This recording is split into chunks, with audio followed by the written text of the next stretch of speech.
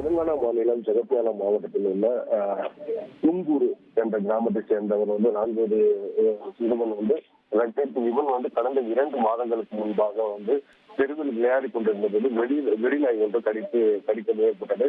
அந்த கடியில் இருந்து தப்பிப்பதற்காக அருகில் இருந்த கால்வாயில் விழுந்த நிலையில் பெற்றோர்கள் இவனை உடனடியாக அங்கிருந்து மீட்டு அவனுக்கு காயங்கள் ஏற்பட்ட நிலையில் நாய் கடிக்கவில்லை என அந்த பெற்றோர்கள் கருத்தில் கொண்டு தடுப்பூசி எதையும் அளிக்காமல் அந்த சிறுவனுக்கு சிறு காயங்களுக்கு மட்டும் மருந்து அளித்து வந்த நிலையில் அந்த சிறுவன் கடந்த 2 வாரங்களுக்கு முன்பாக அந்த பகுதியில் கனமழை பெய்ததன் காரணமாக மழையில் நடந்ததன் காரணமாக அவனுக்கு உடல் உறுப்பில் உடல் பல்வேறு உபாதைகள்